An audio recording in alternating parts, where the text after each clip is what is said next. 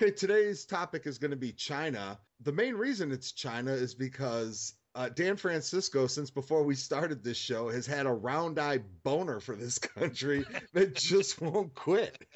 No, honestly, and let me, disclaim all my comments. I have nothing against Chinese people or whatever. I feel bad for them. I just don't like where they live, how they live, what they do, or how they do it. I think it's everything that's wrong with the world, everything that's not progress. To live like ants, to just, I mean, your claim to fame is you have a billion people that are just creating widgets. I feel robbed. We were supposed to be in this future land of automation. Meet George Jetson. There you go again. Just like China's taking over the world. What would we hear when we were young? Automation, computerization. Everything was going to be out. We didn't need people. Back to work. Back to work. Everybody, work, work, work, work, work, work. Okay, so I did a little show prep too, and it turns out this is what I learned. I learned that China is a thin porcelain dinner plate and or teacup. So I don't know why that's such a problem for you. I also learned that China is apparently a landmass somewhere in Asia that there's literally hundreds of thousands of people living on. Hundreds of thousands. And they all have black hair. And they all have black hair. So it speaks to some sort of incest that I didn't really get off of Wikipedia, but it must be there. I also learned that they will love you long time. And they so horny. And yes, wow, you must have read the same stuff. You were back to Singapore. It was sucky fucky $2. Well, baby, me so horny. Me so horny. Me love you long time. It's clearly a diverse land. It is. Yes. They gave us Long Duck Don. Any of them savvy English?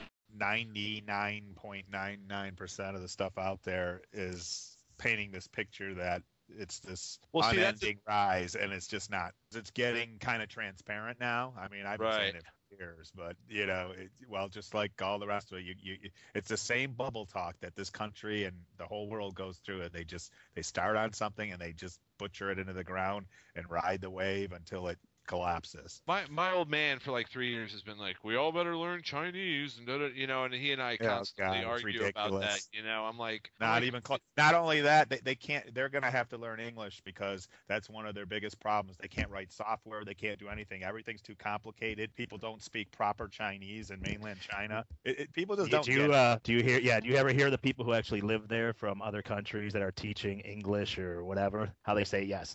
You go out of Shanghai and you go within miles and you can barely understand anything they're saying. These are people who can speak, Chinese. Right. Yeah. No, but that's common though. I've tried to simplify their language, and that isn't working either. That what someone equated it to is if we all of a sudden all started speaking, how you text. You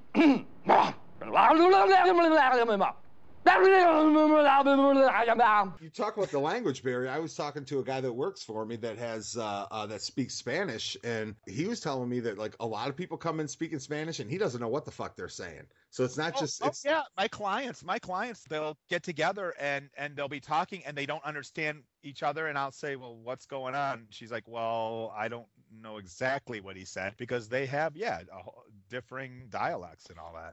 Which is odd because I have no aptitude for language whatsoever. But, obviously there's different dialects in English too, but essentially you can understand it. You know what I mean? It may sound... You ever get some hillbilly or some English person, you're like, what the hell did they just say? Dear Lord, you bought how you saw it. Hey, look, I'd help you as much as I'm going to help you. You got a car. Suggest you use it for you're not welcome anymore. You should fuck off now, but you still got the legs to carry you. Check out that Ghost City. It is incredible. It's like mini New York, and I don't mean mini, but like let's say, I don't know, maybe like a brand new Detroit. Maybe not that big, but probably close. Enough to house over 1 million people, and it's empty. I thought you were going to say like 17 people live there. All right, now I'll tell you guys what's happening there in the real estate. What they're doing is people are taking loans from banks and they're giving it to loan sharks. And the loan sharks are giving it to these developers and they're building these homes. Right now, they're estimating there may be 64 million vacant homes or flats. God. I mean, flats. That would be the equivalent of. I mean, they're not fancy. They're not. But our problem stems from about 2 million. Of course, we have a lot less people. But could you imagine 64 million empty places? Oh. It's a renter's paradise. But man. it's called Nevada. It's not going to be any paradise. It's you got to pay the piper, as we've learned. But with their culture and how they are, who's supposed to live there? I don't get they're so smart. Where's their foresight? I mean, who's going to pay the rent for these places? I'm sure it's not going to be the little villager. They're not that smart, though. The fishermen. It's most of them are ignorant. They are. They just don't get it. And that's another. You watch our lefty little cartoon shows that we all love and everything, but they're always portraying the lefty side of things. You're getting the best and the brightest coming here.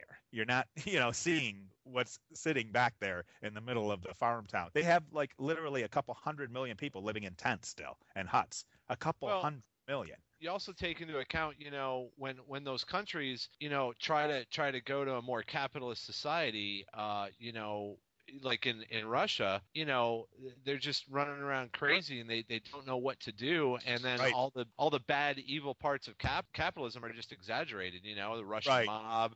Well, going back to the tents and whatnot, 50 million of those people, that are in houses and whatnot, were in tents, and it's just kind of sticking a person from 1700 in our society and saying live. Isn't that essentially what they do with every single one of us? You're born, you're thrown into the country, and they're like, go ahead and do your thing. Yeah, but out here, it's quite the opposite. And it's, and we've talked about this several times. I mean, it's like we're babying our kids too much, it's the pussification factor. But, I mean, we get a lot of easing into it. Let's be real, You're not talking like you're an adult and you're living in a tent your whole life, and then all of a sudden you're expected to hold down a job, pay your bills, get a checking account, do all this stuff. It's different, let's face it. If I'm living in a tent, how many bills do I really have? Right. So, exactly. Bing, bing, bing. That's the whole point. It's and all of a sudden you're supposed to just take on this capitalist life and be a middle class citizen.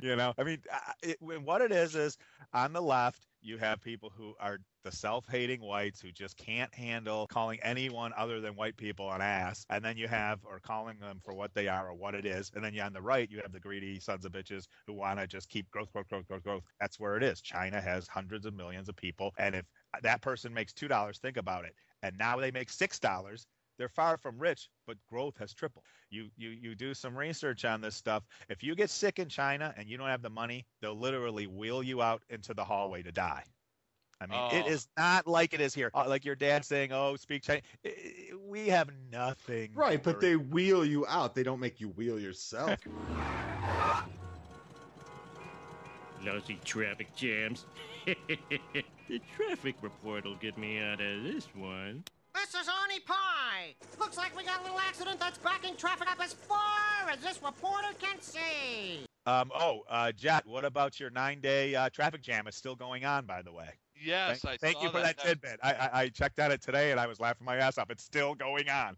that was amazing. That was absolutely is amazing. And I heard something saying it may last for weeks. And there's a whole economy sprouting up. They're selling 4 times the usual price of water and food. And these people are like, well, I can't go around because I'll just have to come back or something. So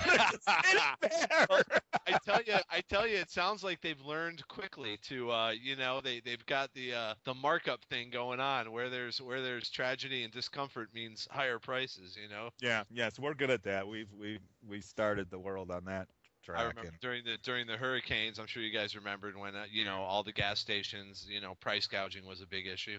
Yep. Every Middle Eastern gas station was the culprit. Honestly, every one of them. Every one of them.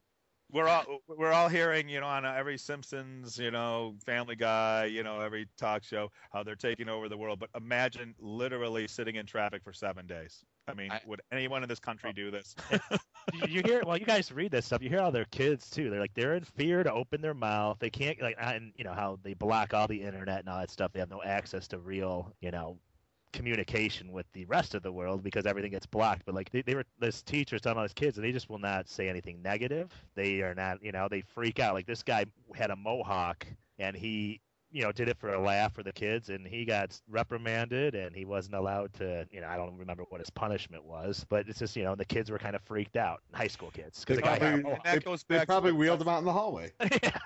Right. after they cleaved his skull. I am smart. I am smart.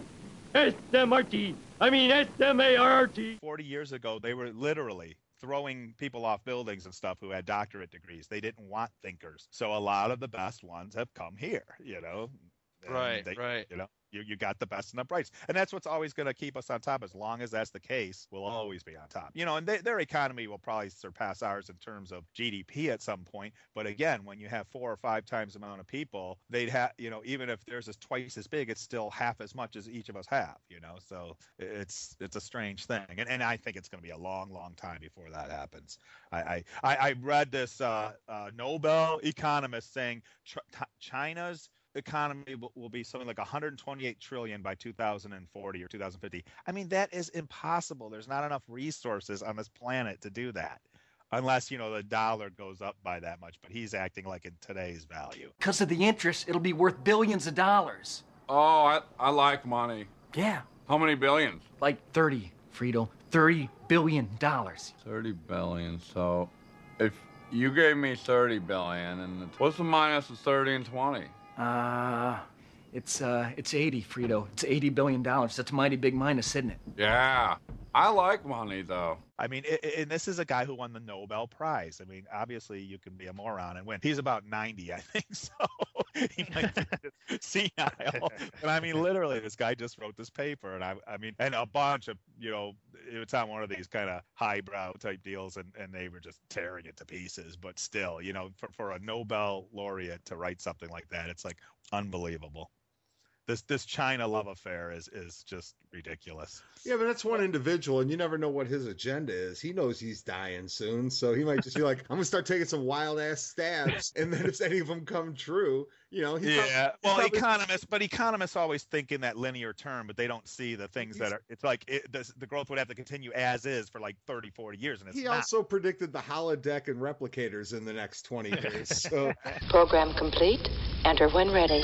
Meanwhile, as is the case in every news story that's ever been written about traffic, some motorists are vowing to stick it out. Wang, great name for a Chinaman. I mean, come on. The human Wang is a beautiful thing. Always. Wang told, I guess it's Zin Hao, he'd been stuck in traffic jam for 3 days and 2 nights. We are advised to take detours, but I would rather stay here since I travel more distance and increase my costs, Wang said.